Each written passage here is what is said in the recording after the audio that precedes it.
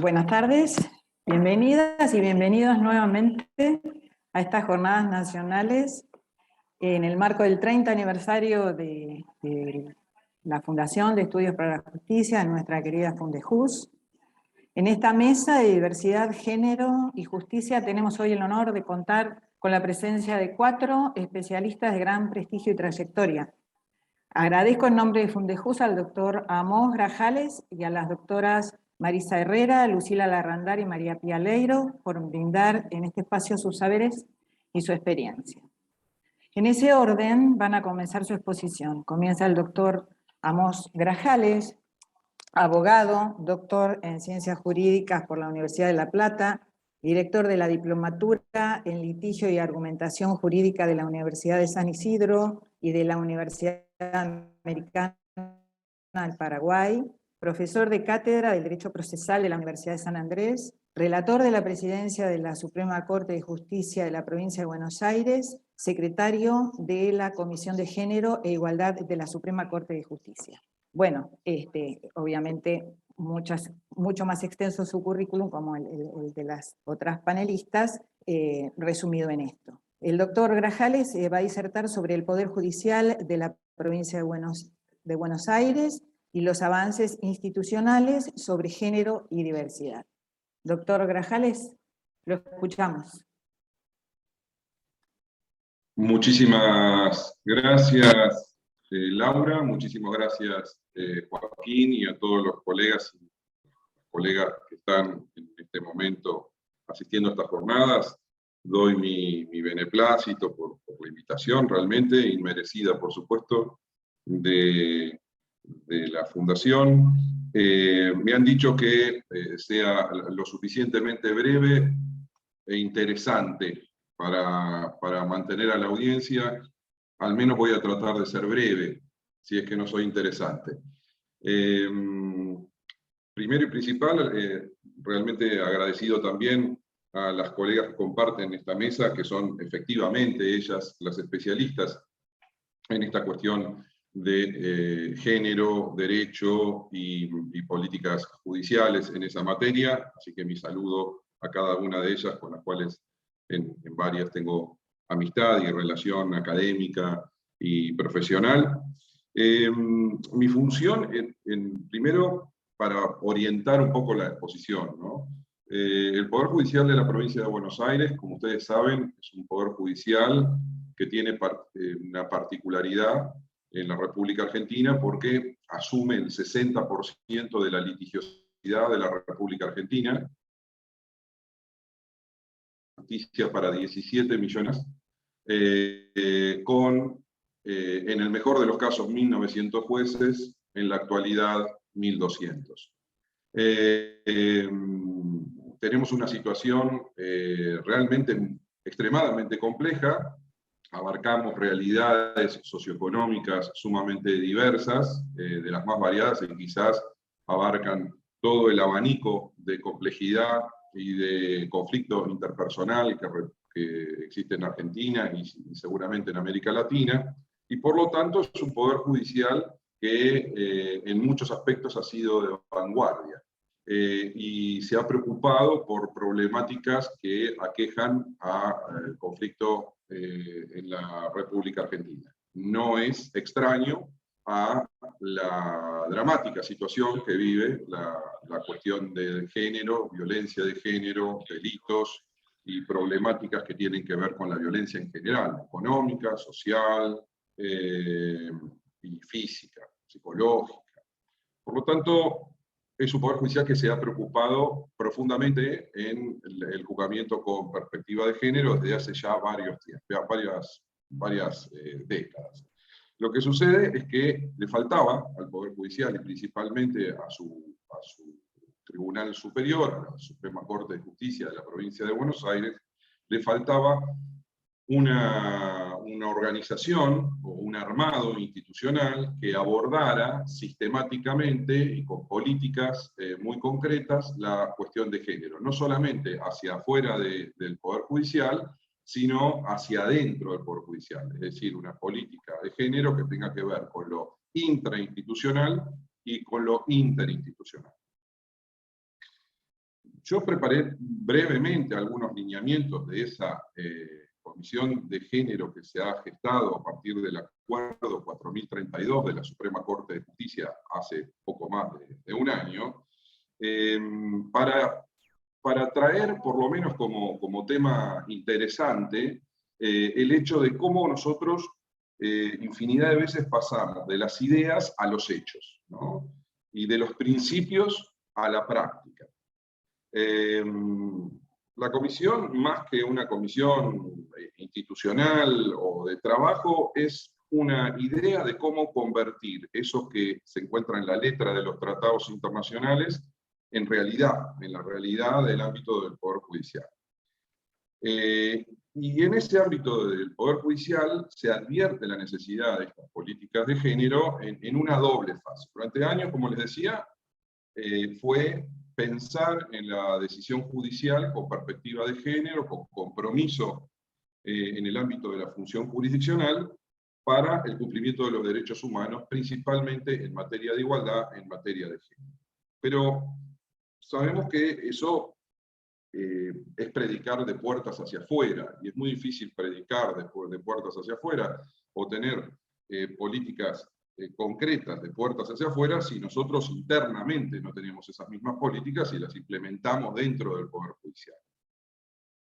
Así que esto es algo así como romper con esa, o establecer la premisa de hacer lo que uno dice, pero también lo que uno hace, ¿no? Y el Poder Judicial asumió ese rol principal de asumir el reto de hacia adentro generar políticas de género, y tratar de romper con esa idea normal de nuestro país, a veces lamentable, hacer lo que uno dice, pero no lo que uno hace, ¿no? Y el Poder Judicial tenía ese desafío. Y tenía el desafío, y esto sabemos que toca muchas fibras, tenía el desafío del Poder Judicial y la Suprema Corte de la Provincia de Buenos Aires de hacer política. De hacer política en el sentido más amplio del término de política pública, efectivamente una política pública y con una mirada intrainstitucional y interinstitucional. Es decir, articular esa política pública con otros actores del ámbito provincial que muchas veces, a lo largo de la historia de la provincia de Buenos Aires, no habían actuado en conjunto y articuladamente. Y es así que la Comisión de Género e Igualdad es una comisión que integra no solamente los operadores internos del Poder Judicial, sino que integra también el Ministerio de la Mujer e integra también el Ministerio de Justicia, que forman parte, son miembros de esa comisión. Claro, está el desafío de que esas políticas públicas, el diseño de esas políticas públicas se convierta en una realidad concreta. Y ahí es un debate institucional que tenemos en determinados poderes judiciales de la República Argentina, está el ejemplo también de la Corte Suprema de Justicia de la Nación. Si nosotros creamos una institución alineada dentro del organigrama de los poderes judiciales que se ocupe de la problemática, de la temática y de las políticas que tienen que ver con el género, pero que esa institución o ese organismo quede de esa forma estructurado y limitado a esa estructura burocrática e institucional del Poder Judicial, o empezamos a pensar la política pública en materia de género como una materia dialógica, es una materia de diálogo entre todos los operadores interinstitucionales y extrainstitucionales que tienen que ver con la administración de justicia. Por lo tanto, la Suprema Corte, cuando decidió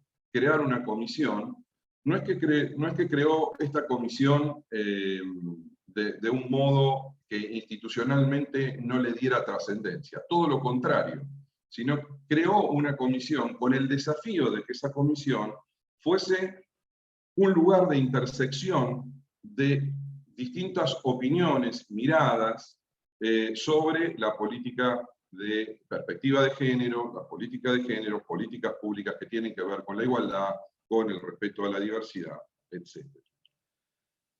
Pero ese desafío de crear una comisión en este sentido no es tan fácil, porque la estructuró de una manera que tenía que respetar la propia constitución, la propia construcción del Poder Judicial interna, es decir, distintas secretarías, distintos órganos que tienen que ver con la problemática directa de género dentro de la Suprema Corte, pero también trayendo hacia el seno de la comisión al Colegio de Magistrados de la provincia de Buenos Aires, que reúne, como todos ustedes saben, no solamente a magistrados y magistradas, funcionarios y funcionarias del Poder Judicial de un sector, sino de toda la provincia de Buenos Aires, y también la representación gremial, y sentarnos todos en una mesa, en realidad bajo la directiva de una de las ministras de la Suprema Corte de Justicia, sentarse a una mesa a diseñar políticas públicas, a pensarlas y a proponerlas a la Suprema Corte de Justicia. Ustedes saben que hay una famosa idea o frase que dicen, si usted no quiere hacer nada, cree una comisión. Bueno, vengo a contarles que no es el caso de la Comisión de Género e Igualdad de la Suprema Corte. Parece que rompemos la regla, ojalá que eso se transforme en una nueva regla, donde cree una comisión donde en el ámbito del Poder Judicial dialoguemos. La Comisión de Género la Comisión de Género e Igualdad, la Comisión Permanente, ha planteado una idea central. Estas políticas referidas al género no se construyen y no se concretizan si no es a través del diálogo y la concientización de los operadores jurídicos que integran el Poder Judicial y los que actúan junto con el Poder Judicial. Por lo tanto, desde estructuras férreas internas del Poder Judicial, nosotros difícilmente podamos llegar a convocar a los operadores que efectivamente tienen que hacer palpable y realizable las políticas de género. Y para eso hay que sentarnos a una mesa, dialogar y disentir. Y a veces asentir, y a veces coincidir, y a veces tomarnos el tiempo suficiente para construir políticas públicas referidas a esta temática. No hay posibilidad de transformar la realidad, la cruel realidad que vivimos en materia de género y de igualdad, si no es con la concientización de los operadores judiciales y la relación fundamental de esos operadores judiciales con la articulación con los otros poderes. La Comisión ha visto en una infinidad de problemáticas que tienen que ver, por ejemplo, con el abordaje de la violencia de género en los sectores más sensibles de nuestra sociedad bonaerense, sin la interacción con el Poder Ejecutivo local, con lo que nosotros llamamos el servicio local, y la interacción de jueces de paz, jueces de garantías, y otros operadores, los fiscales por supuesto, y todos los otros jueces de familia, todos los operadores que tienen que ver con esto, no hay solución posible. Es decir, que es una comisión que trabaja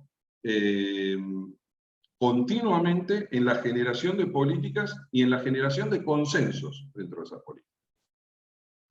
También me resultaba interesante distinguir en una comisión de este tipo, dentro de un poder judicial del tamaño y de la complejidad del Poder Judicial de la provincia de Buenos Aires, distinguir lo macro de lo micro, y que lo macro no tape lo micro en las políticas de género. Las políticas de género se construyen paso a paso y a veces con pequeños pasos. A nivel interno, en el Poder Judicial, empezamos a trabajar fuertemente. En realidad trabaja mucho la comisión, yo soy el mero operador, digamos, ejecutivo de la comisión, el secretario ejecutivo de esa comisión, y por eso me honran con estar aquí sentado con ustedes. Se trabajó en las cuestiones que tienen que ver con la política de género internamente en el Poder Judicial. Cuestiones que tienen que ver con la igualdad de género de las mujeres, cuestiones que tienen que ver con el techo de cristal, cuestiones que tienen que ver con la posibilidad de tener lactarios en el Poder Judicial. Son pequeñas cuestiones, pero hacen mucho a la política macro, sin distraerse de que el foco de la gran cuestión de este tema del género está en la violencia de género y que el Poder Judicial tiene una responsabilidad enorme en esta función.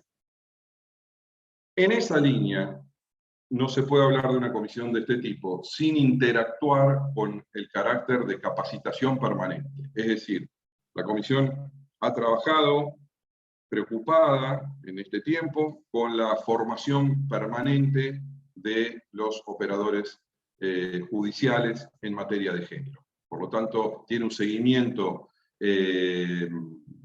muy escrupuloso en el cumplimiento de la ley Micaela, y que la ley Micaela, tomar a la ley Micaela como un piso en materia de capacitación permanente, pero no como un techo. Digamos, la Comisión está muy preocupada en que esa formación de los operadores judiciales sea permanente y sea rica en diversos aspectos que tienen que ver con la materia de género. En ese sentido, en los poderes judiciales nos enfrentamos a una situación de ausencia de formación en el tiempo, es decir, el paradigma desde el cual proveníamos, observamos que había una escasez o nula formación en materia de género, y por lo tanto el trabajo para realizar es mucho. Estamos construyendo de a poco las bases de una formación prácticamente para todo el Poder Judicial.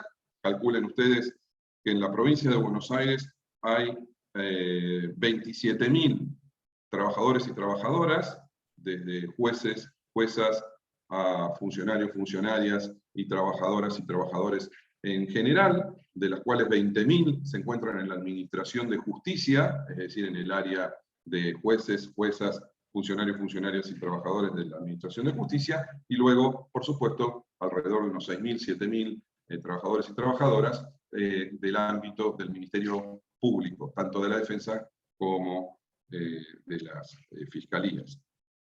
Así que nuestro trabajo es enorme en una provincia que tiene 800 kilómetros por 1.000 kilómetros y 17,5 millones de personas, como les decía, ¿no? Por lo tanto, nuestra realidad es sumamente compleja en materia de género y diversidad. También la comisión trabaja, está representada por, les decía yo, por el Colegio de Magistrados, con dos representantes del Colegio de Magistrados, también tiene una representante de la Asociación Judicial Bonaerense, pero interactúa con operadores desde de la academia, de la universidad y también de la sociedad civil en escuchar ideas y en realidad canalizar muchas ideas y políticas que provienen no solamente del seno del Poder Judicial. Vuelvo a reiterar esto que es fundamental para tratar de discutir y debatir políticas en esta materia. Es una necesidad romper con la visión endogámica del Poder Judicial para tratar de solucionar este tipo de conflictos. Sin la participación activa de los demás sectores que enriquecen la mirada judicial, no tenemos solución. Este es el centro y el eje. Por eso el desafío que resulta hoy en día, hacer una comisión que funcione, una comisión que a partir del diálogo, de la escucha activa del otro, de las otras opiniones en materia de género, construya políticas concretas. Sé que no me puedo extender mucho más, pues es corto el tiempo, y Laura me ha dicho que me va a multar si me extiendo, pero algunas funciones que quería repasar con ustedes, ¿no? Primero, esta idea de tener reuniones periódicas, es una experiencia que podemos trasladar a otros, reuniones periódicas del seno interno del Poder Judicial. Y luego reuniones también periódicas con los miembros invitados a esa comisión. Es decir, el Poder Ejecutivo y el Poder Ejecutivo, tanto en el Ministerio de la Mujer y en el Ministerio de Justicia, integran esta comisión cada 2 reuniones que hacemos nosotros a nivel interno del Poder Judicial. Se trabaja internamente, se dividen las tareas y se trabaja en reconocimiento, por ejemplo, del género en las funciones judiciales, se trabaja en el tratamiento de la violencia intrainstitucional, la violencia de género, la distinción entre violencia laboral y la violencia de género. Se trabaja en muchas políticas internas diariamente por parte de la Comisión. Y también no olvidamos la segunda función de la Comisión, que es la de dar un soporte desde lo teórico, desde el asesoramiento, a todos los órganos jurisdiccionales que necesiten canalizar algún tipo de problemáticas a través de la comisión. Es una comisión de asesoramiento directo de los ministros de la Suprema Corte de Justicia. Sin intermediarios, directamente la comisión reporta a los ministros a través de una de las ministras, que es la doctora Hilda Kogan, que es la que se encuentra dentro de los ministros a cargo de la comisión. Les quería, por último, plantear algunas cuestiones de protocolos y de normativa interna del Poder Judicial, donde ha intervenido directa o indirectamente la comisión. Primero, el seguimiento y el registro. Es muy importante que la comisión tiene un control muy férreo en el cumplimiento de la ley de cupo en materia de diversidad de género, personas travestis, transexuales y transgénero. Se ha creado un registro en el Poder Judicial. Está muy comprometida la comisión en llegar al núcleo del colectivo para efectivamente hacer una política de integración y de romper barreras que tenemos con el colectivo. Y además ha comenzado a incorporar personas trans, travestis y transgénero, pero haciendo un trabajo doble. Nosotros no podemos focalizar estas políticas de incorporación del cupo solamente desde lo formal, con la integración de un registro y del llamado de ese registro a candidatas y candidatos de ese registro, sino que eso es inviable si no hay un proceso de concientización interno dentro del Poder Judicial. Nosotros debemos trabajar hacia adentro del Poder Judicial, concientizando sobre la importancia de las cuestiones de cupo en materia de género. Y este es un gran desafío, no solamente de este Poder Judicial, sino de todos los demás poderes judiciales. Podemos quedarnos en los aspectos formales en esta materia. Podemos quedarnos en el aspecto formal de crear un registro y esperar que ese registro se vaya cubriendo, esperar que con el tiempo el cupo del 1% del total de trabajadores y trabajadoras del Poder Judicial se cubra, y por qué no más que esa exigencia legal. Pero con lo formal nunca vamos a llegar. Necesitamos un trabajo de concientización. La comisión llegó para hacer en el Poder Judicial de la provincia, hay muchísimo por hacer, y llegó para quedarse. Integrado por todos y por todas los que de alguna manera observamos que las políticas de género, más que decirlas, hay que hacerlas. Muchísimas gracias, es lo que tenía para decirles y quedo a disposición de todos ustedes.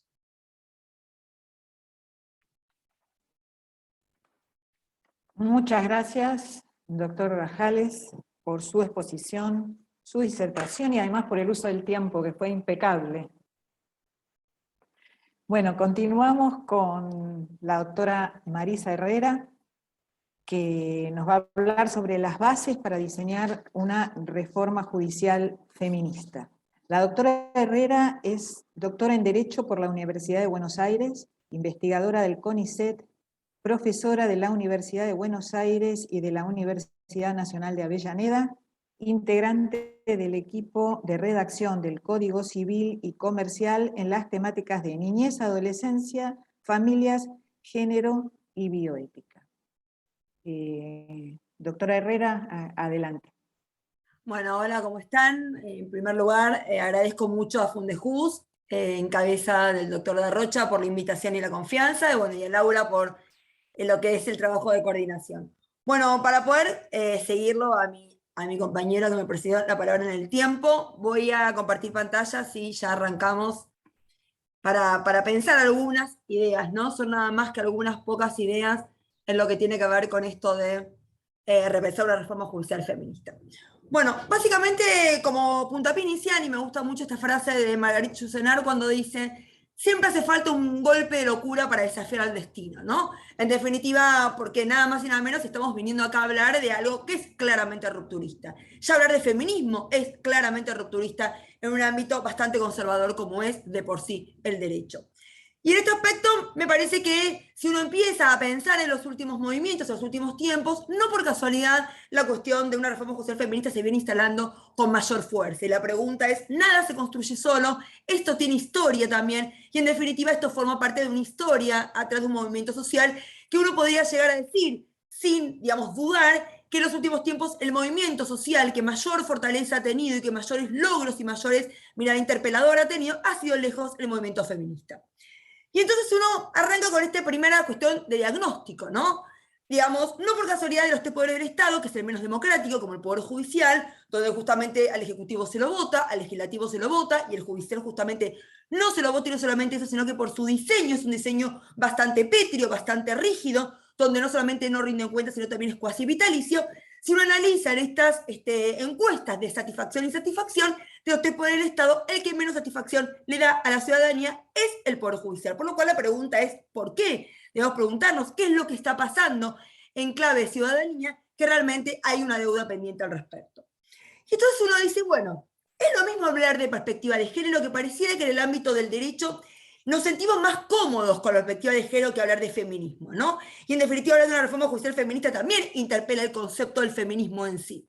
Y cuando uno empieza a pensar, bueno, ¿qué es el feminismo? No hay que tenerle tanto miedo, porque tiene tres grandes pilares que son como la base del feminismo. Y van a ver que vamos a sentir mucho más representados cuando entendamos qué es esta palabra como movimiento. Es, en primer lugar, un principio descriptivo. Las mujeres estamos peor en todos los ámbitos de la sociedad. Es lo que tiene que ver con el mercado laboral, es lo que tiene que ver con el poder económico, es lo que tiene que ver justamente con las políticas de cuidado, es lo que tiene que ver con los lugares de decisión. O sea, las mujeres estamos peor en todos los ámbitos y en todas las sociedades. La segunda cuestión es una cuestión valorativa. Está mal que esto sea así. Claramente así, y es un tema de construcción social. Como se ha construido de una manera desigual, como llamamos la feminización de la desigualdad, se puede deconstruir a reconstruir en un sistema de igualdad real. La pregunta es, justamente, y vamos con la tercera cuestión, es, ¿qué hacemos cada uno de nosotros para poder transformar esto? Desde cada lugar donde estamos, para que realmente haya una igualdad real. ¿Qué es lo que se puede hacer? Cuando uno enseña en las facultades y cómo se enseña el derecho, cuando uno también trabaja lo que tiene que ver con las capacitaciones también, desde dónde se arman, se estructuran las capacitaciones, o incluso también ni hablar en lo que tiene que ver con los concursos y tanta cantidad de otras cuestiones. Por lo cual también acá, cuando uno habla de un rediseño institucional, de política institucional, de lo que tiene que ver con la justicia, que es mucho más que el Poder Judicial, bueno, acá vamos a ver también que la interpelación es mucho más profunda, y por eso una reforma judicial feminista apunta a distintas facetas y hace la complejidad de la cuestión. Por eso a mí me gusta mucho explicitar desde dónde se habla. Yo me reconozco una feminista popular no punitivista. Y claro, utilizo dos conceptos que son rupturistas en el derecho: ser feminista y ser popular. Con lo que implica también en el ámbito del derecho poder incluso explicitar desde dónde se construye o de dónde se habla, que para mí es un tema de honestidad intelectual, justamente decir desde dónde, desde qué base uno realmente hace estas propuestas. Y en este contexto, uno siempre tiene que preguntarse de dónde venimos y hacia dónde vamos. Porque en realidad, si uno quiere crear un diseño institucional, de política institucional, mucho más compleja, tiene que darse cuenta de dónde venimos para ver qué queremos transformar y dimensionar la profundidad y lo difícil que es este tipo de debates como el que estamos dando hoy acá. Primero venimos de un poder judicial que sigue siendo absolutamente conservador, patriarcal, elitista, privilegiado, cuasi vitalicio, jerárquico, escritural. Siempre es más fácil justamente esconderse en el papel, detrás del papel, no en algún punto. Es oscuro, es corporativo, es discrecional y es clerical. De hecho, cuando uno analiza la doctrina de la arbitrariedad, ¿qué es arbitrario? Bueno, es discrecional, que es arbitrario también. Bueno, y ahí empezamos a poner un poco en tensión las cuestiones de las discrecionalidades, lo que tiene que ver quién dice cuál es la voz o por dónde ir. Y acá uno piensa en un poder judicial totalmente distinto o diferente o en espejo contrario al poder judicial clásico. Claramente feminista, igualitario, transparente, donde haya rendición de cuentas, donde haya publicidad, donde haya oralidad, donde haya tiempos, no hay tiempos, no se sabe cuánto tiempo. El tema de la renovación, la oxigenación, la delimitación, y también que sea laico, por lo cual vemos que a la hora de diseñar un sistema diferente, las bases y los cimientos deben ser también muy distintos. Y esto implica, no solamente desde el Poder Judicial, un diseño distinto en el afuera y en el vínculo con el afuera, sino también lo que tiene que ver con lo interno, lo que tiene que ver con políticas de cuidado, lo que tiene que ver con licencias, lo que tiene que ver con violencia, la cantidad de casos de violencia y abuso que hay dentro del Poder Judicial, el famoso convenio 190 de la OIT, ¿no? Que habla justamente de acoso laboral, y la pregunta es, ¿y qué pasa en el Poder Judicial? Y entonces uno se da cuenta que, o incluso el presupuesto, ¿a dónde va el dinero del Poder Judicial? ¿A dónde se utiliza? ¿Qué es lo que le importa? Porque en definitiva el dinero y dónde va el presupuesto te va marcando qué política pública realmente uno quiere llevar adelante. Por lo cual, en definitiva, uno empieza a poner en crisis todo el sistema como tal, y me parece que la pregunta es, ¿cómo debemos deconstruir para reconstruir un sistema diferente? Y como dijimos, una justicia feminista no implica nada más que el Poder Judicial. Si bien es un lugar central, no es el único. Las universidades, cómo se estudia el derecho, qué se estudia en las facultades de Derecho, no puede ser que cierto, digamos, ¿quiénes escriben los textos? Siempre fueron textos escritos por hombres, y yo que soy civilista, ni hablar justamente de que los grandes tratados siempre fueron hombres. Y ni hablar también qué pasa con los colegios de abogados. Pareciera que ahora está muy de moda hacer comisiones de género, ¿no? Como si fuera un cuarto propio. Ya están con esto, ya tienen su comisión de género, no, ya está, con esto ya está. Y sin embargo, no, eso implica una cuestión no de poner en crisis nuestro intelecto, de creer que con solo eso ya tenemos una cuestión de género ganada en los colegios de abogados. La sociedad civil, los sindicatos también, y los gremios judiciales, o sea, los trabajadores y las trabajadoras, y el Consejo de la Magistratura, que no hace falta que les diga que está claramente en clara tensión. Y todo esto tiene que ver con el acceso a justicia, que es el gran tema también, ¿no? Quienes acceden a la justicia y la idea de seguir pensando en una justicia de primera y de segunda. Por eso en la Facultad de Derecho de la UBA creamos una red de profesoras de Derecho, que claramente es todo un núcleo sumamente plural de docentes y profesoras que estamos comprometidas con la cuestión de género en la Facultad de Derecho, que ponemos en tensión la cantidad, digamos, de ámbitos de decisión que están solo justamente motorizados por hombres. Y no solamente eso, el segundo número que sacamos de la red de profesoras justamente se dedicó a interpelar una reforma judicial feminista, en el ámbito del derecho penal, en el ámbito del derecho tributario, en el ámbito del derecho penal, civil, comercial, etc. Porque también hay una mirada transversal de cómo incorporar a la currícula las cuestiones de género. Y ahora acabamos de sacar, y de hecho se va a presentar dentro de poco en el Ministerio de Justicia de Nación, este primer número de una revista que es una conjunción entre Derecho, Universidad y Justicia, justamente con la Universidad Nacional de Avellaneda, cuyo primer número es sobre reforma judicial feminista.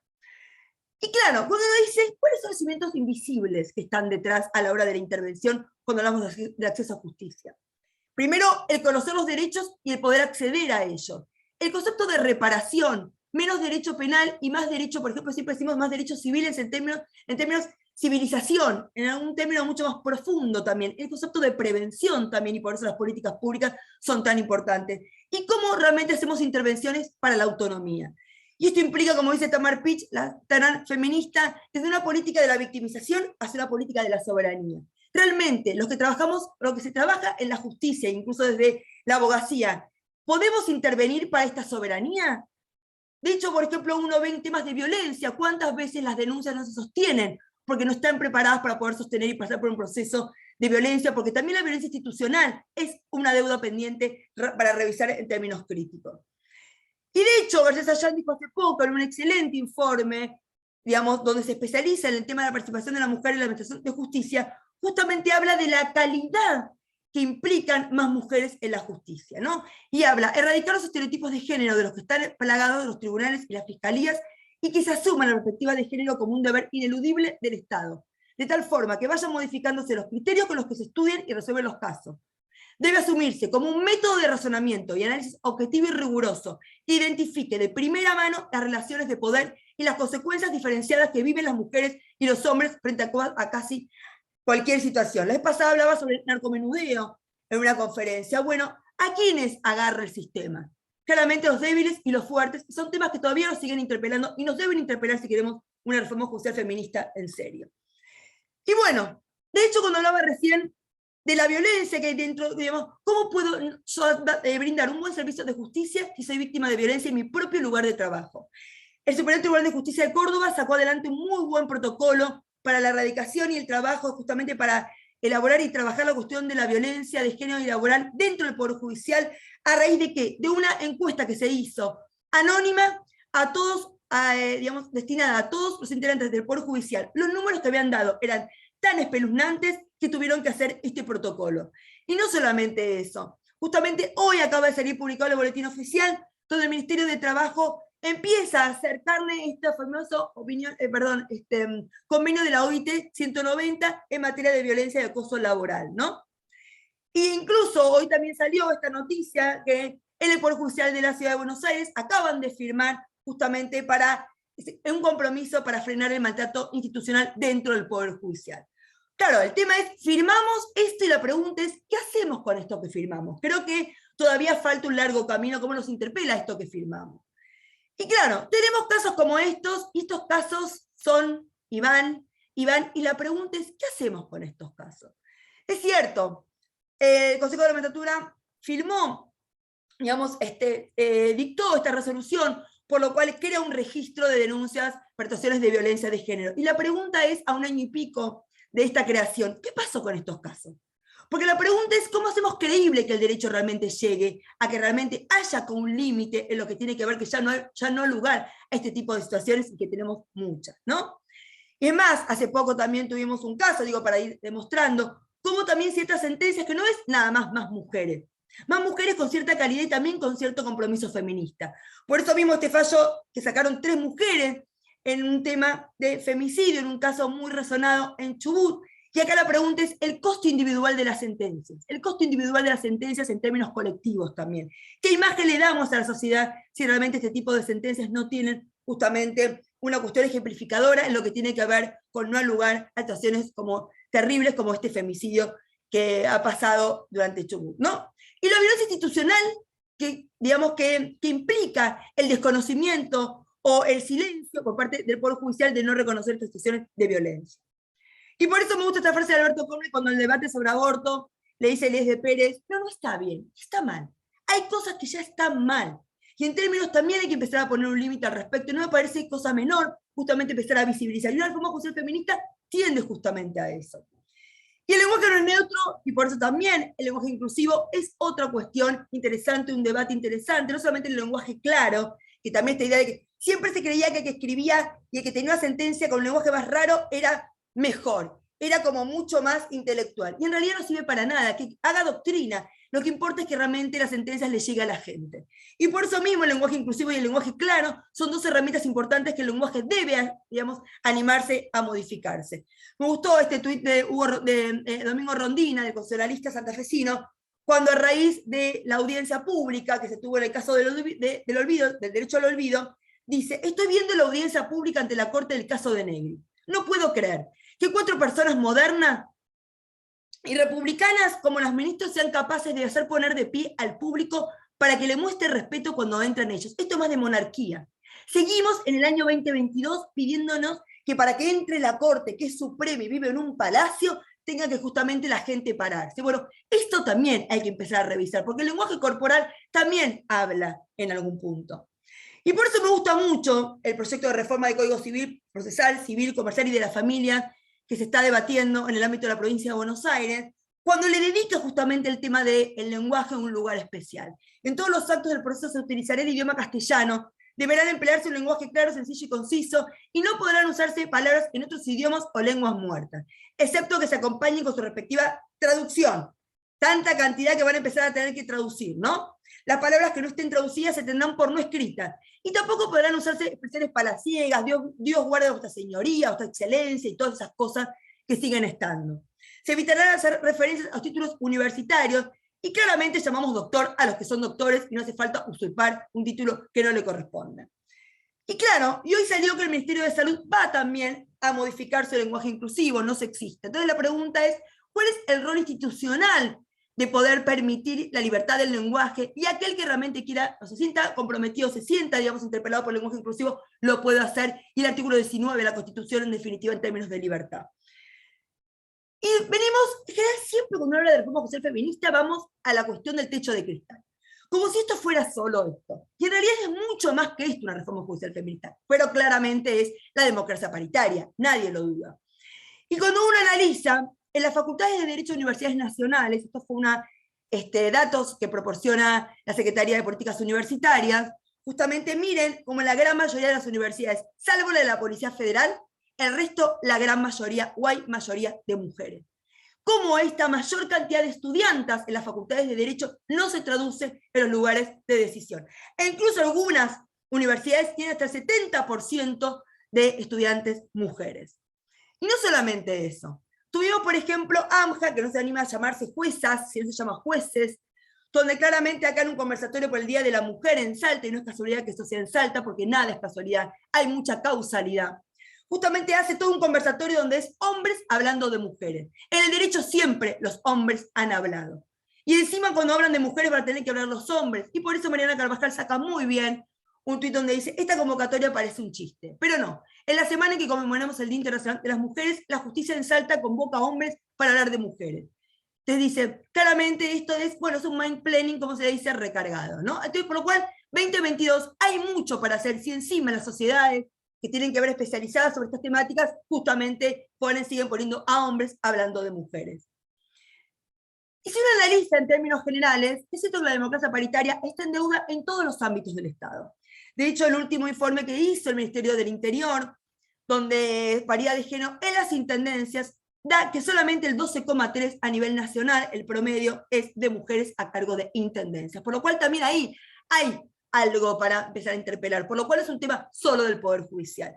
Y ni hablar la foto, ¿no?, que nos impactó del lado, digamos, lo que tiene que ver con el gobierno argentino, del otro lado lo que tiene que ver con el gobierno chileno, y lo que impacta también en términos simbólicos y en términos visuales. Y ni hablar cuando los sindicalistas tuvieron que hablar de políticas de género, que por lo menos se dignaron a poner un mantel de color violeta, y lo único que les preocupaba era que no se viera que estaban tomando vino y lo escondieron debajo de la mesa. En realidad lo preocupante es que hablen de políticas de género sin ninguna mujer. Y también el Consejo de la Magistratura, cuando por ejemplo ha abierto temas que tienen que ver con tecnología, acá es algo que llevaron adelante, una acción que llevaron adelante en La Plata, es un presidente varón, con un vicepresidente varón, con 3 integrantes de una cámara varón, y también los de tecnología, porque la tecnología es de hombres, por lo cual eran todos varones, y que nada de esta foto se interpele en el 2022. Y también, cuando se han llevado o han mandado los pliegos del Ministerio de Justicia de Nación al Senado, tampoco han tenido muy en cuenta la cuestión del género. Por lo cual, en términos de democracia paritaria, mucho se dice, mucho se pregona, pero en realidad en la práctica, en la cancha se ven los pingos, la verdad que hay mucho todavía por hacer. Y de hecho, la Oficina de la Mujer, que suele sacar para el 8M, actualizar su mapa de la justicia, suele justamente sacar los números. Y acá los números dan 31,69 cuando es el vértice, a medida que mayor se sube en el escalón o el peldaño del poder de decisión, claramente las mujeres son menos. Y tengo este mapa en el 2020 y tengo este mapa en el 2021, y la pregunta es, mapeamos. yo mapeo, tú mapeas, él mapea, me encanta el mapeo, me encanta tener datos cuantitativos. La pregunta es cómo me interpela esto. Porque si yo sigo teniendo los mismos números, pasa el tiempo, hay algo acá también en términos de acciones positivas que se deben realmente llevar adelante. Y es más todavía, cuando en este excelente estudio que saca adelante, que publica la Universidad Nacional de La Pampa, a la cual le tengo un afecto enorme, en lo cual justamente dice, las estrategias de tipo sumar mujeres pueden contribuir a mostrar una imagen de paridad de cuerpos en las organizaciones, también pueden contribuir a resignificar los problemas y objetos de investigación propios de un campo. Pero dichas estrategias por sí solas no redundan necesariamente en un cambio de códigos de género. Para ello debe darse una intervención política que promueva cambios significativos. La estrategia de incorporación de perspectiva de género al trabajo judicial no puede quedar circunscripta a la sentencia. Los estudios sobre sentencias dan cuenta de los poderosos mensajes que pronuncia el Poder Judicial, pero debe considerarse que los hallazgos al respecto no son contundentes. E incluso puede ser de difícil justificación. Posiblemente la sentencia sea lo más visible y lo más intelectual del trabajo judicial, pero no es todo lo que allí ocurre. Al contrario, el tipo de intervención también es importante, aunque no se llegue a una sentencia. Creemos que se requieren investigaciones, entre otras, sobre los mecanismos de ingreso y promoción de la función judicial, su relación con los capitales sociales y políticos que los y las postulantes puedan tener, también sobre los impactos de la formación legal y la capacitación post-egreso. Asimismo, qué pasa cotidianamente en la gestión judicial, ya que también son áreas en las que es aplicable la perspectiva de género, aunque por el momento su incorporación a la cultura legal del Poder Judicial es más retórica que real. Entonces, esto demuestra, en pocas palabras, todo lo que implica una revisión crítica en términos feministas. Y cuando trabajé o cuando formé parte del Consejo Consultivo para el Fortalecimiento del Poder Judicial y Ministerio Público, hicimos varias propuestas que tienen que ver con cambios institucionales en clave feminista. Por ejemplo, la modificación de la Ley de Ingreso Democrático, para que en realidad desde el principio haya igualdad y no tener que estar haciendo después política para tratar de contrarrestar esa desigualdad que ya lo tenemos adentro del Poder Judicial. La inscripción, si por ejemplo nos llama un concurso y no hay inscrito como mínimo 30% de mujeres, que es un proyecto también que había presentado en su momento Guado de Pedro cuando era diputado nacional, claramente es justamente cómo hago acciones positivas para que se animen las mujeres a poder presentarse, que realmente se animen, que se presenten y poder hacer acciones positivas al respecto. O los antecedentes. Si yo hice un posgrado en 7 años y tuve 2 hijos en el medio, no tengo menos puntaje que aquel que lo hizo en 4, porque yo tuve 2 hijos en el medio y las políticas de cuidado tienen que estar incorporadas también. O las pautas de evaluación. ¿Qué nos importa al evaluar a alguien? El antecedente de universidad tiene un doctorado, un posgrado en Yale, está buenísimo. Pero aquel que también tiene 15 años en una ONG, trabajando con víctimas de violencia, también tiene un perfil muy interesante. No es solamente la academia, también es un perfil más territorial, porque así puedo tener un poder judicial más oxigenado, más plural, más diverso como hay en la sociedad. Y también el jurado, cómo se conforman los jurados, la alternancia, si son 2 hombres y una mujer, el siguiente son 2 mujeres y un hombre, y así jugar con paridad y alternancia, la mayor participación de la sociedad civil en las preguntas que se hacen también para interpelar a los futuros magistrados y magistradas, y la capacitación permanente, no solamente Micaela para acreditar que tengo un titulito, sino porque realmente la capacitación permanente forma parte de la rendición de cuentas y la preparación y formación constante que se debe tener. Entonces, los temas son varios, las pujas son un montón. La reforma judicial feminista no es solamente más mujeres, y más mujeres feministas, sino lo que tiene que ver es con una revisión crítica y profunda del sistema de justicia en general, donde eso implica una revisión de abajo hacia arriba, y de abajo hacia arriba, ¿qué implica? Despabilar a la ciudadanía. Que la ciudadanía empiece a interpelar a la justicia. Preguntémosle a la gente, ¿a usted cómo le fue con el servicio de justicia? ¿Cómo le fue en su caso de alimentos? ¿Cómo le fue en su caso de violencia? ¿Cómo le fue en su caso de desalojo? ¿Cómo le fue? Que ellos empiecen a escuchar realmente las críticas que tienen para empezar a interpelar, porque ser supremo le viene bien para que nunca los interpelen. Y de arriba hacia abajo, un montón de cuestiones. Cómo oxigenar y despatriarcalizar las estructuras tan rígidas del Poder Judicial. Un Poder Judicial estructurado y diseñado del siglo XIX para problemáticas del siglo XXI. Además, los tiempos, hacer una ley orgánica que también pueda renovar y revisar nuestra ley 48 de 1863. Seguimos vigente una ley de 1863. Podemos tener matrimonio igualitario y leyes absolutamente modernas y contemporáneas, y no podemos modificar una ley de 1863 que compromete a la Corte Suprema de Nación y al recurso extraordinario. Ampliar la Corte, claramente sí, estoy a favor, lo dije siempre.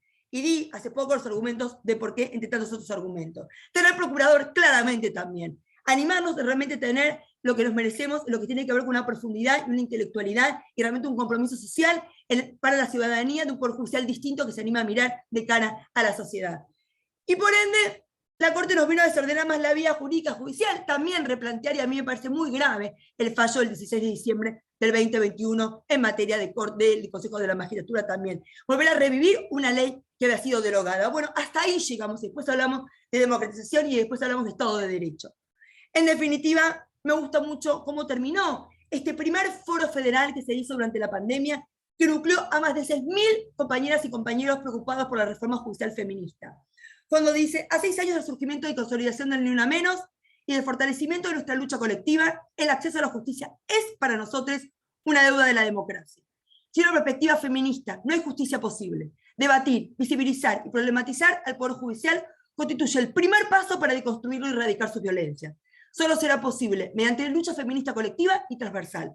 Transformar al Poder Judicial no será sencillo, pero estamos convencidos que podremos lograrlo.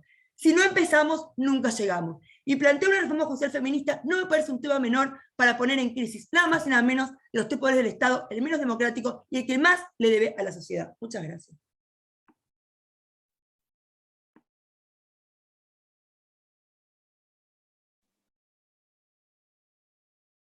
Gracias, doctora Marisa Herrera.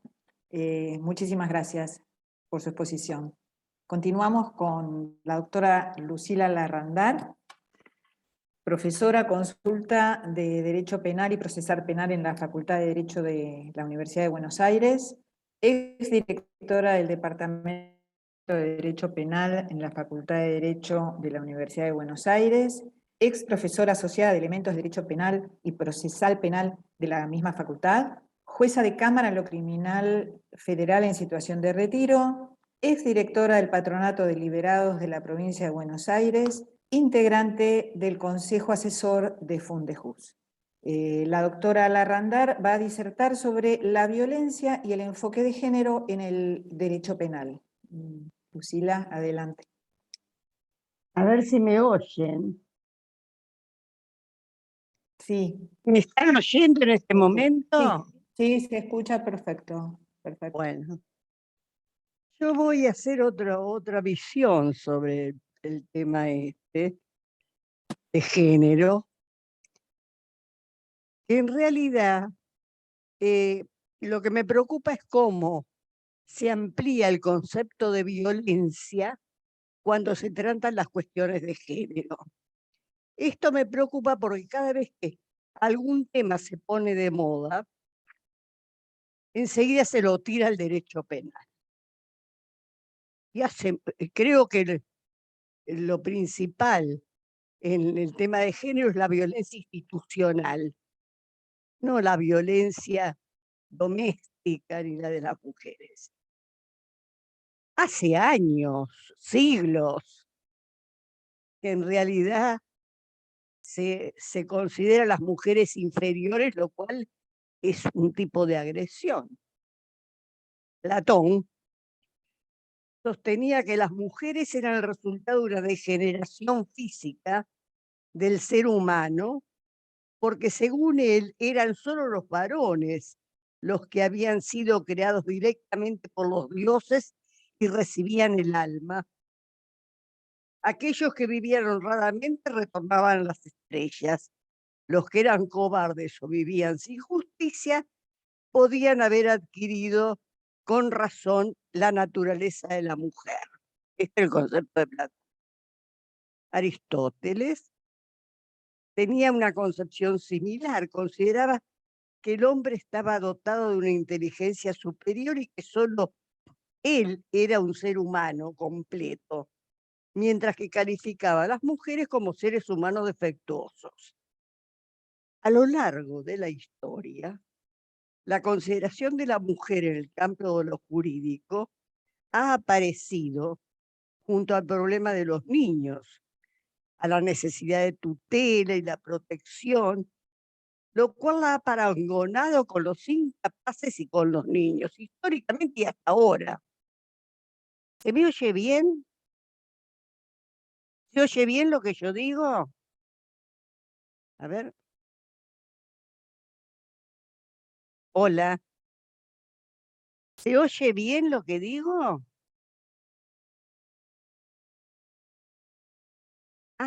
¿Sí? Bueno, perfecto. Eso me tenía preocupada. Incluso vemos aparecer las primeras instituciones de encierro de la mujer a lo largo de de nuestra historia, ¿no es cierto? En el derecho indiano, en el siglo XVI, se disponía que la mujer india soltera, en todos los casos, considerada como menor de edad, que fuera huérfano, no viviera con sus padres, debía ser depositada en casa de una familia española de reputada moralidad, que debía hacerse cargo de su educación. En 1692, el Cabildo resolvió fundar la casa de recogimiento que debía servir de retiro a las doncellas nobles y virtuosas, huérfanas y pobres, y de castigo a las personas que con su mal ejemplo escandalizaran. En 1755, la Hermandad de Santa Caridad crea el Colegio de Huérfanas, que fue utilizado, no para la delincuencia, como vemos, ¿no?, sino cuando una mujer reñía con su marido, era encerrada. Lo mismo si una niña quería casarse contra el gusto de sus padres, o si era huérfana o hacía vida de claustro. Asimismo, desde la época hispánica era costumbre que las autoridades eclesiásticas o los maridos requirieran el auxilio de la fuerza pública para detener a las mujeres casadas que hicieran abandono del hogar conyugal. Intervenía la policía, ¿no? En justicia. Esto en el siglo XIX. Recién en el año 1888, recién en 1888, se dispuso derogar esta disposición, una disposición que determinaba la norma a seguir en estos casos, disponiendo que no se diera curso a ninguna orden de captura o depósito solicitada por la curia o por los maridos, por ser los tribunales civiles la única autoridad competente para tomar estas medidas. Se dispuso que los comisarios a pedido de los maridos podían solo en casos urgentes establecer vigilancia a la mujer, dando cuenta a la jefatura, para impedir la salida de la ciudad, hasta que la autoridad judicial resolviera dentro de los 3 días de formulada la consulta. Esto ha sido el tratamiento de la mujer, ¿no es cierto?, históricamente. Pero además, criminológicamente, lo que vemos es que se trató a la mujer fuera del sistema penal, porque el sistema penal no registraba detenciones de mujeres. O sea, era insignificante el número de mujeres frente al número de varones. Pero no faltaron los criminólogos que afirmaron que en realidad lo que parangonaba la delincuencia masculina a la desviación femenina era la desviación femenina, que en realidad era la prostitución. No la delincuencia, sino la prostitución. Lombroso, por ejemplo, sostenía que la prostituta tenía los mismos caracteres físicos y morales que el delincuente. O sea, parangonaban la prostitución con la delincuencia. Incluso Lombroso decía que era mayor la cifra, las cifras de la delincuencia de los varones, pero que sí la prostitución fuera clasificada y comparada con estas cifras serían mayor. Para Ingeniero, para José Ingeniero, sabía una psicología propia de la mujer prostituta, como del ladrón, del mentiroso, el proxeneta, es decir, en toda la variante positivista de criminológica.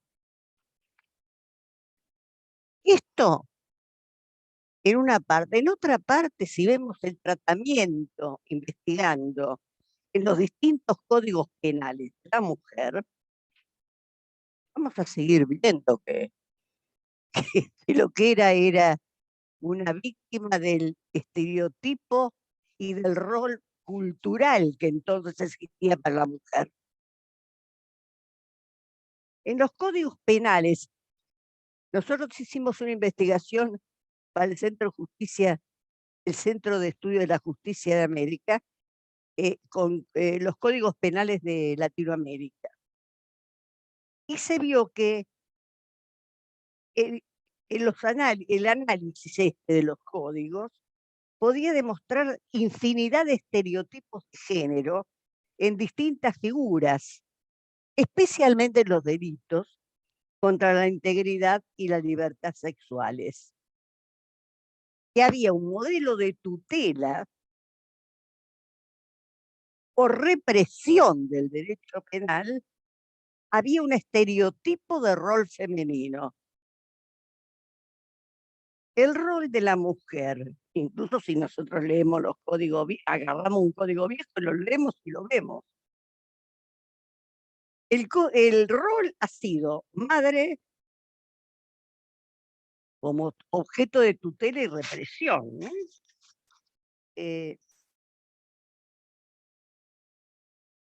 El rol sexual, en el cual no se tutela la libertad sexual, sino la honestidad, se la ha visto aparecer en todos los códigos, en los roles de esposa, madre, hermana, descendiente, es decir, dependiente de la familia. No olvidemos nuestro delito, nuestro antiguo delito de adulterio, el derogado 118, que era un ejemplo, porque establecía que había diferencias en el tipo, ¿no? En la conducta, de acuerdo al género. A la mujer se la reprimía como adulterio cuando bastaba una sola relación adúltera. Esto lo decía el propio Código Penal. Al marido se lo sancionaba cuando, decía el código, tuviera manceba dentro o fuera de la casa conyugal. Es decir, se requería para el hombre que fuera adulto una situación de permanencia, distinto de la figura de la mujer.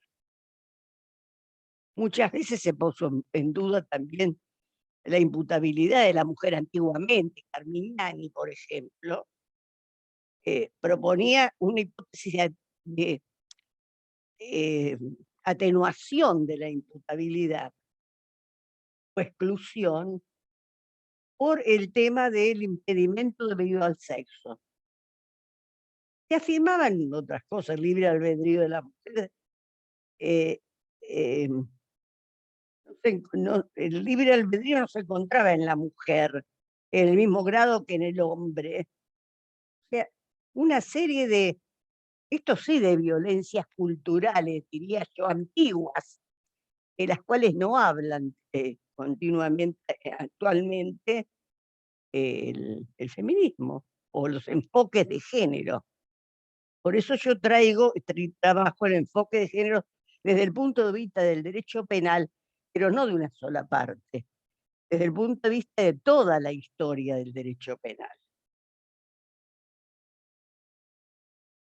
Por eso me interesa señalar que en general las organizaciones de mujeres han puesto mayor énfasis en la mujer como víctima del hombre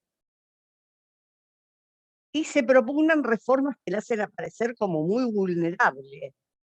Y así se refuerza el estereotipo antiguo, el de principios del siglo XVIII. La tratan como débil e inferior. Parecería, de acuerdo al análisis de los códigos penales, que la mujer fuera víctima víctima, siempre. Se hipertrofia el tratamiento de la violencia doméstica, que ahora aparece casi exclusivo en los paneles y estudios llamados de género. También el tema del acoso sexual, en el cual a mí me alarma, porque si a una mujer le digan por la calle un piropo, parecería ahora, de acuerdo al planteo del feminismo, que es un acoso sexual. Lo que habría que propugnar, creo yo, es que las mujeres le dijeran piropos a los tipos. Yo quiero igualdad de derechos. Pero esto no sucede, me parece que es el desvío del planteo feminista.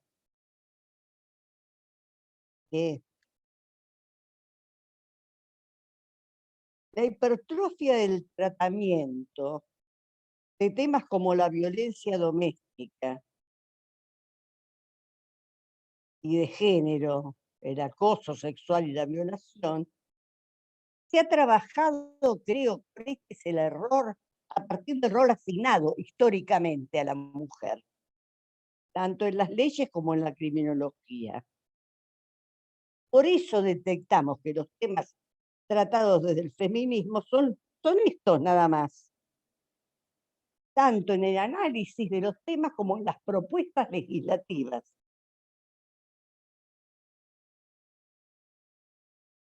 Y además hay una alarma en reconducir la posible solución de los conflictos en los que se ven involucradas las mujeres, reconducirlos como solución al derecho penal, lo cual es un disparate. El derecho penal no soluciona nada. Interviene después que sucedió un hecho. No es preventivo. Nunca lo fue y se considera un fracaso, que no lo fue. No es que sea un fracaso. No es preventivo. Actúa después del hecho.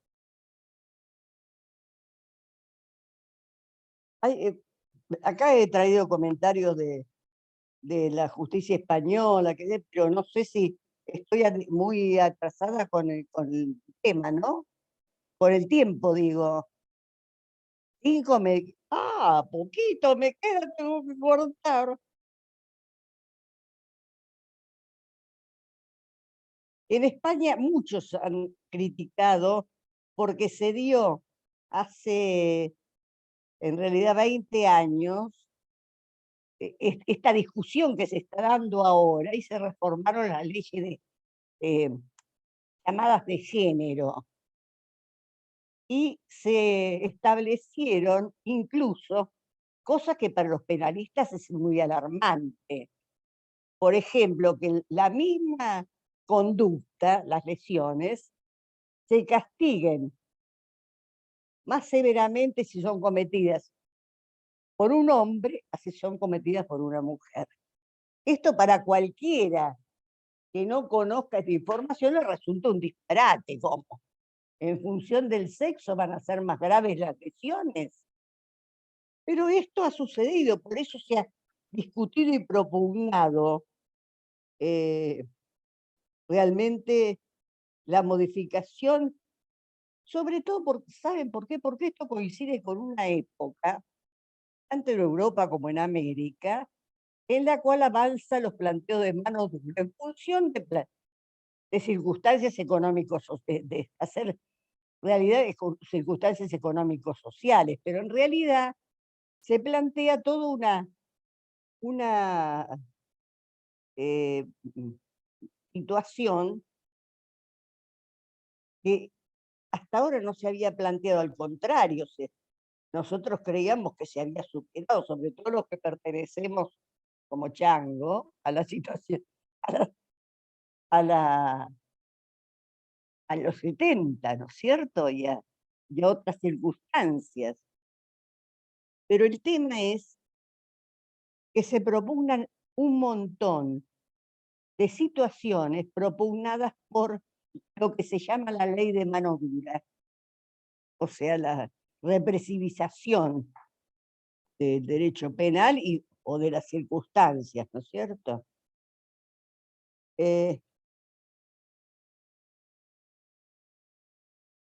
Por ejemplo, se propugnaba en España y fue criticado, todavía no se propugnó acá, la posibilidad de que se pudiera entrar a un domicilio sin orden judicial en caso que existiera sospecha de violencia de género. Realmente es muy alarmante. Cuando se presumiera violencia contra la mujer, se puede entrar sin orden judicial.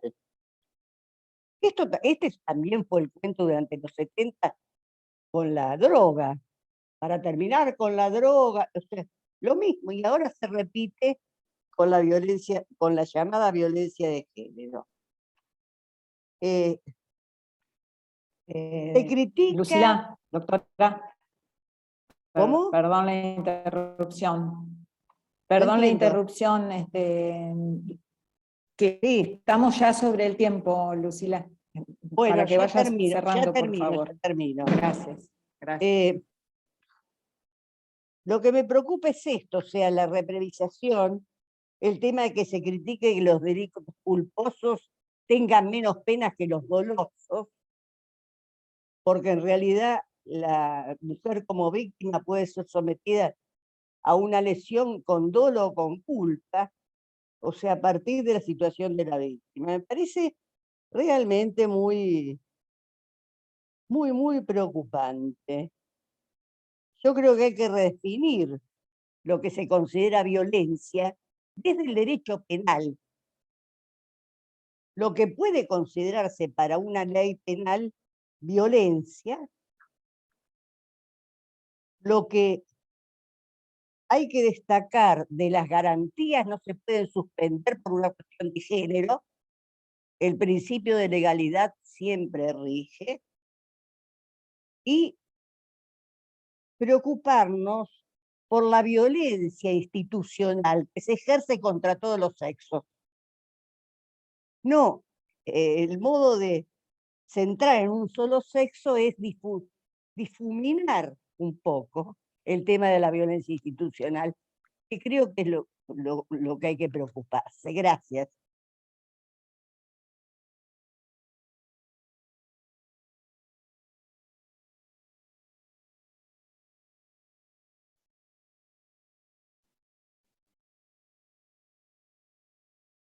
Bueno, muchísimas gracias, doctora Larrandal. Vamos a continuar con la doctora María Pía Leiro, que va a disertar sobre administrar justicia con perspectiva de género. La doctora Leiro es presidenta de la Cámara de Apelación y Garantías en lo Penal del Departamento Judicial de Zárate Campana, provincia de Buenos Aires, integrante de la Comisión de Género de la Suprema Corte de Justicia de la provincia de Buenos Aires, docente de la Escuela Judicial del Consejo de la Magistratura de la provincia de Buenos Aires en materia de violencia de género, y titular de la Oficina de Género de Fundejus. Adelante, María Pía. Muy buenas tardes a todas y todos. Laura, te pido que me confirmes que me están escuchando correctamente. Sí, se te escucha perfecto. Listo, bueno, agradezco la bienvenida y la invitación para participar de esta Jornada Nacional de Justicia por la conmemoración de los 30 años de Fundejus. Hace años venimos abordando desde la Fundación el tema de cómo administrar justicia con perspectiva de género, tema que dio lugar a una cantidad de convocatorias y también a la última publicación de Fundejus, también llevó a que nos efectuáramos diversos planteos en concreto frente a la reforma judicial y que fueron expuestos por el doctor Darrocha en las diversas convocatorias, y entre otros temas también nos llevó a pensar cuáles deben ser aquellas políticas de género a encarar por el Poder Judicial. Y sí creo central que hay que destacar lo que ha quedado de las ponencias que me precedieran a lo largo del día en las distintas comisiones en cuanto a la necesidad de transformación del Poder Judicial e interpelación a la justicia. Claro que sí me pregunto y me cuestiono, como tantas otras lo hacen, y entre ellos hizo referencia a Marisa Herrera, cómo es posible resolver conflictos sociales cada vez más complejos y diversos, en el que se ven comprometidos diferentes tipos de identidades por parte de un poder judicial que es conservador y tradicional, tanto en su diseño, su conformación y por consiguiente en su forma de pensar y decidir. Sin lugar a dudas, contamos con un poder judicial integrado por un mismo patrón o perfil, en su mayoría varones, hegemónicos, con un diseño institucional que es obsoleto para intervenir y brindar soluciones a conflictos de este siglo que estamos transitando. Por ello es cierto y es necesario que el Poder Judicial debe ser reformado, debe ser reconstruido a cara de la ciudadanía en sí. Decimos que es necesario reconocer aquellos derechos que han sido negados o vulnerados a las mujeres, como a las personas que integran la comunidad LGTBI, dando vida real a la Ley de Identidad de Género, que ya lleva 10 años de sanción y poca implementado al respecto. Como lo sostienen muchas organizaciones de la sociedad civil, es necesario tener en cuenta dos palabras que parecen como claves, que es mover y desarmar.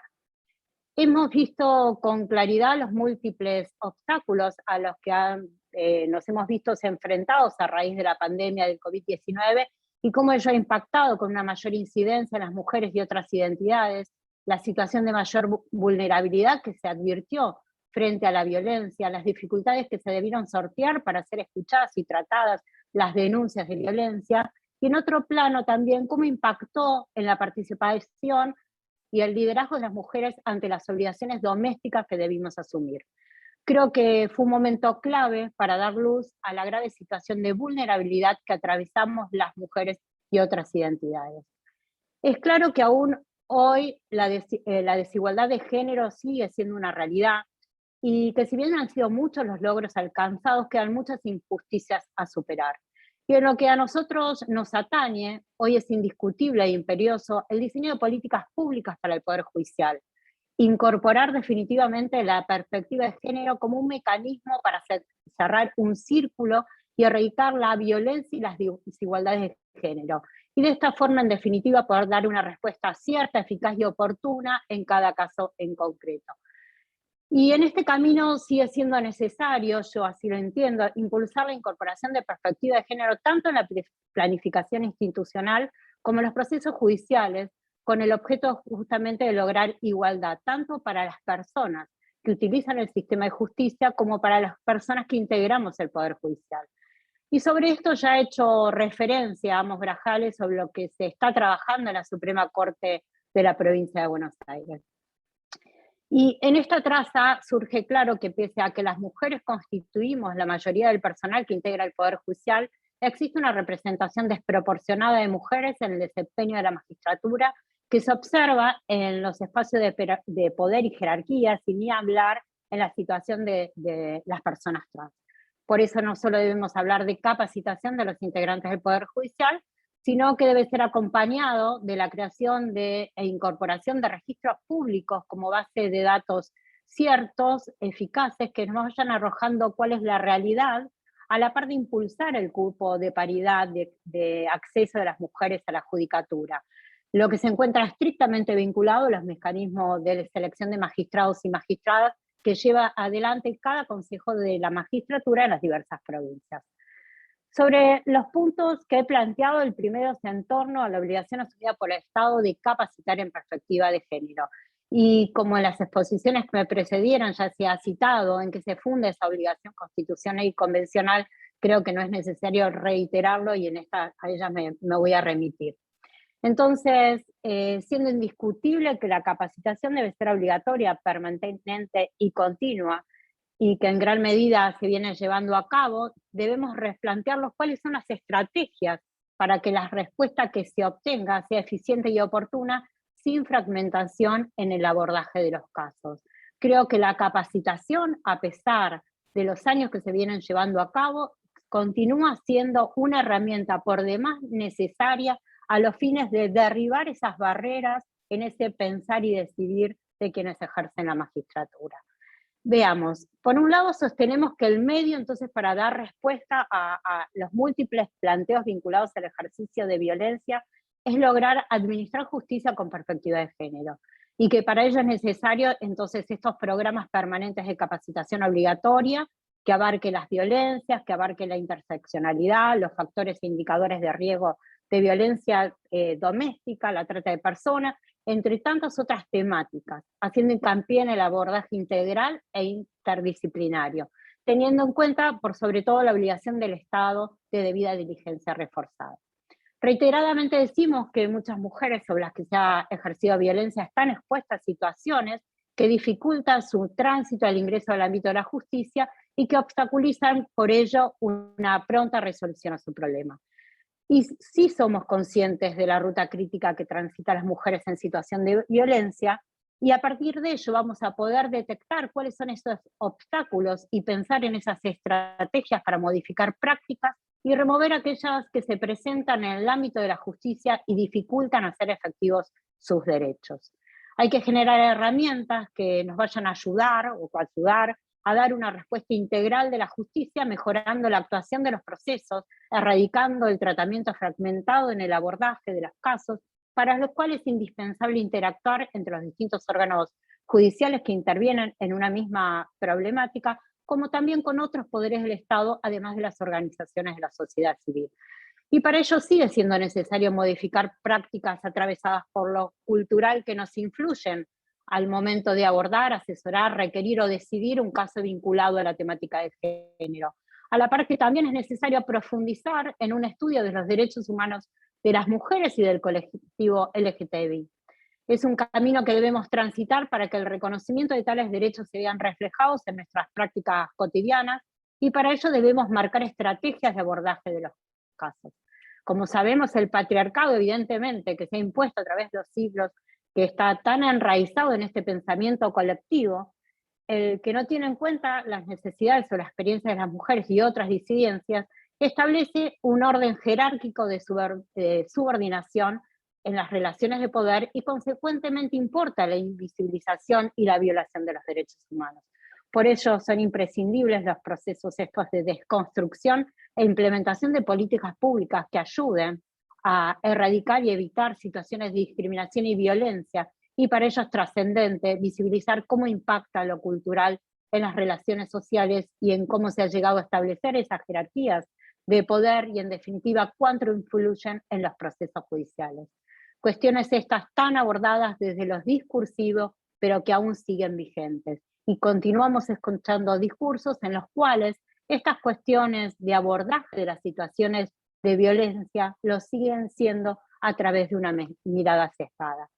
Si bien existe, entonces decimos, este reconocimiento de igualdad formal, y detrás de esas leyes hay un Estado presente, una decisión política, una mirada sobre derechos humanos que permiten que esos derechos sean reconocidos, aún así reitero la necesidad de un análisis con perspectiva de género para plasmar ese cambio en el hacer cotidiano y en las funciones que hacen el Poder Judicial.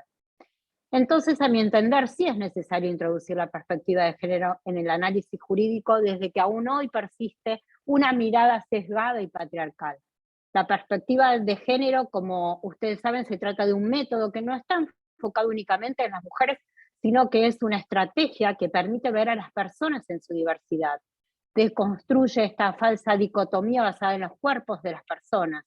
Y con esto nos permite analizar cómo operan las representaciones sociales, los estereotipos, los prejuicios y los roles en cada contexto social. Y también nos permite visibilizar la asignación social de roles y tareas en función del sexo, género o preferencia sexual, poniendo en evidencia las relaciones de poder originadas en tales diferencias, a la vez que determinan en qué caso un trato diferenciado es arbitrario y en qué caso es necesario a los fines de lograr la igualdad. Esto debe ser tenido en cuenta por las y los magistrados. Como dije, es el mecanismo que permite identificar, cuestionar y valorar la discriminación, las violencias y las desigualdades que se presentan tanto en el caso como en el análisis jurídico que se realiza, y por el que se pretende combatir esos argumentos estereotipados e indiferentes al derecho a la igualdad. En la práctica judicial se han detectado múltiples incumplimientos a los estándares de debida diligencia reforzada, entre ellos la falta de dictado de medidas de protección oportunas, efectivas e idóneas, esto debido en muchos casos a los prejuicios y en otros dada la fragmentación del conflicto. Entonces, como la labor judicial juega un importante papel en hacer realidad el derecho a la igualdad, es necesario evitar que en este proceso de interpretación y aplicación del derecho se interpongan estos prejuicios, como también poder visibilizar la trascendencia del conflicto que se judicializa, desplegando acciones coordinadas para dar una urgente respuesta. Y para esto último es de importancia la utilización de matrices de riesgo unificado que nos van a permitir hacer una evaluación integral, temprana y calificada de lo que se desprende como una información de calidad respecto a la situación de riesgo y vulnerabilidad del caso que se aborda. Por ello, analizando un caso con perspectiva de género, vamos a poder advertir si estamos en presencia de vulneración de los derechos humanos y así repensar las acciones concretas para la tutela efectiva y preventiva que impone en muchos casos la necesidad de adoptar de manera urgente medidas protectoras, dando cumplimiento al deber de garantía y de debida diligencia reforzada. De ahí entiendo que surge la importancia y la relevancia de la capacitación obligatoria y permanente. También, conforme a lo que he dicho al inicio, respecto de los registros o bases de datos que mencioné, entiendo que resultan necesarios para el actuar diligente y dar cumplimiento a los estándares internacionales, por lo que hay que avanzar en dos aspectos. Por un lado, contar con un registro provincial de violencia, donde se vuelquen todos los casos atravesados por alguna de las violencias de género que abarque a todos los fueros, independientemente de los registros de femicidio o transfemicidio, registros que por otra parte van a permitir evitar la intervención fragmentada. Cada poder judicial debería contar con estos dos registros, uno de todos los casos de las violencias de género, es decir, que abarque no solo los distintos tipos y modalidades de las violencias ejercidas contra la mujer, sino incluir con desagregados a las personas LGTBI y el otro registro sobre femicidios o transfemicidios. Relevar los múltiples factores de vulnerabilidad, la interseccionalidad nos va a permitir conocer los casos, dar respuestas oportunas y efectivas y prevenir otras situaciones. Los datos que arrojen estos registros son insumos necesarios para el desarrollo de políticas públicas, no solo del Poder Judicial, sino de los otros poderes del Estado. Nos va a permitir contar con datos concretos, reales, no solo cantidad de mujeres muertas en razón del género, sino acerca de víctimas y victimarios, dificultades o no del acceso previo a la justicia, eficiencia en la atención, la edad, los factores sociales, las localidades donde se producen los hechos, la situación y factores de riesgo, la necesidad de imposición de medidas urgentes de protección, entre otra cantidad de datos. Por otro lado, también deberíamos contar con un registro de jurisprudencia de género como un recurso para recopilar y sistematizar los decisorios que incorporan enfoque de género de todos los fueros de todas las jurisdicciones y de las diversas materias que hacen a la cuestión, tales como los referidos a discriminación, discapacidad, la compensación económica, diversidad, acceso de derechos, etc. La compilación de sentencias judiciales tiene como propósito constituir una acción concreta para difundir, sensibilizar y capacitar aquellas cuestiones que atañen a la discriminación y las violencias por razones de género. Sistematizar y difundir da un orden y sentido a las decisiones de los distintos tribunales que incorporan perspectiva de género. Y sin lugar a dudas también nos enriquece y transversaliza la perspectiva en todos los ámbitos de sus competencias, por lo que resulta ser una buena práctica. Otro de los puntos que se plantean como necesarios para abordar la transformación del Poder Judicial para lograr igualdad y posibilidad de acceso de las mujeres a la judicatura es vinculado, entendemos, a la confección del mapa de género, ley de cupo o paridad y el sistema de selección de magistrados. Mucho hablamos de mujeres en cargo de liderazgo en la justicia, pero poco hemos logrado. Hablamos del techo de cristal, del piso pegajoso, del acantilado y de aquellas demás dificultades que las mujeres afrontamos para ocupar cargos en la magistratura, pero no hay trazado una planificación institucional para incorporar políticas de género inclusiva. Elaborar y publicar en cada corte o supremo tribunal el mapa de género de la justicia, no solo a través de la justicia nacional, es darle publicidad. Es el inicio que nos va a permitir contar con datos empíricos locales y revelar cuál es la brecha de género existente en cada uno de los estamentos y así impulsar modificaciones en los mecanismos de selección en el Consejo de la Magistratura. El mapa es un insumo que va a servir a hacer visible esa realidad a los que nos enfrentamos las mujeres para el acceso a los cargos y así bregar por la elaboración de proyectos legislativos y normas del Consejo de la Magistratura para alcanzar la paridad de género.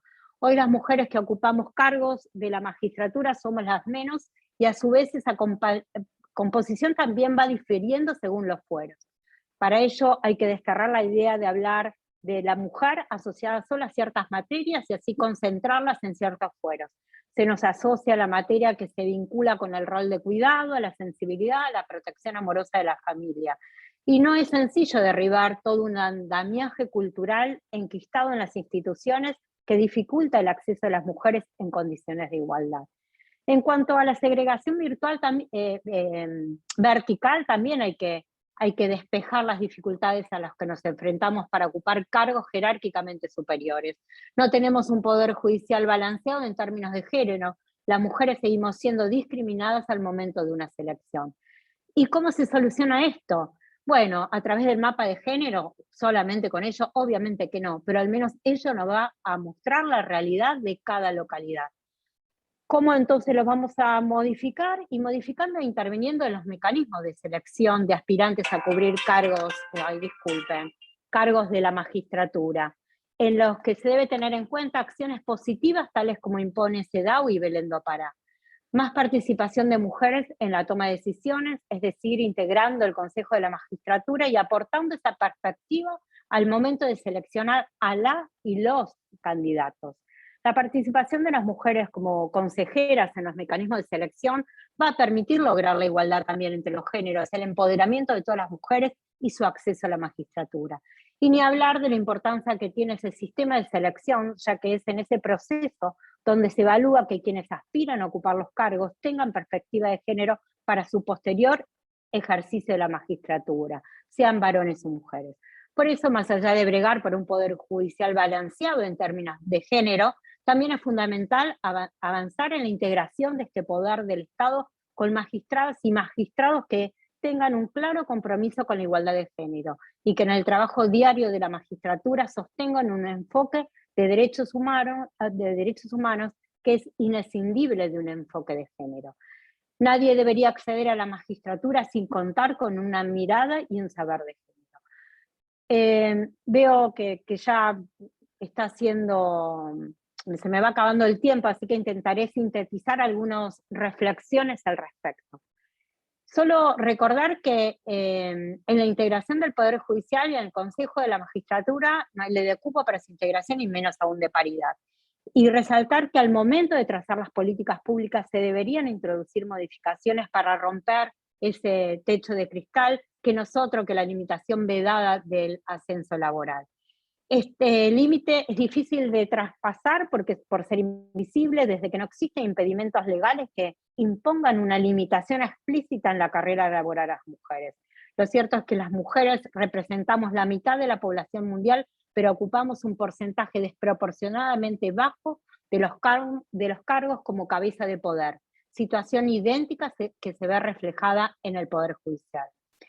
Nos preguntamos cómo si las mujeres logramos un acceso temprano a la educación, siendo a principios del siglo XX que empiezan a integrar la profesión jurídica, no sucede lo mismo con el acceso a los cargos para integrar el Poder Judicial.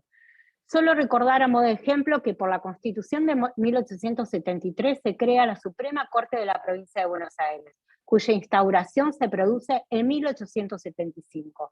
La primera y única mujer integrante de nuestro Supremo Tribunal Provincial es la doctora Hilda Kogan. Pasaron 125 años para que una mujer tuviera acceso a la Suprema Corte de la Provincia de Buenos Aires. Hoy esa dificultad de acceso sigue existiendo, pero seguiremos bregando por una justicia igualitaria, tal como lo hicieran nuestras queridísimas amigas integrantes de Fundejuz, Carmen Argibay y Margarita Tropiano, quienes sin lugar a duda abrieron este camino por la igualdad que hoy seguimos transitando. Bueno, le agradezco a todos y a todas ustedes por seguir conectados y por la atenta atención a pesar de la larga jornada y la hora que ya hemos llegado. No sé si... Bueno, Gracias, María Ah, Pía. Sí, creo que he cumplido acá se me escucha. muy bien con el tiempo. Han estado excelentes con el tiempo y bueno, y excelentes en las disertaciones también, así que muchísimas gracias a la mesa por la presencia.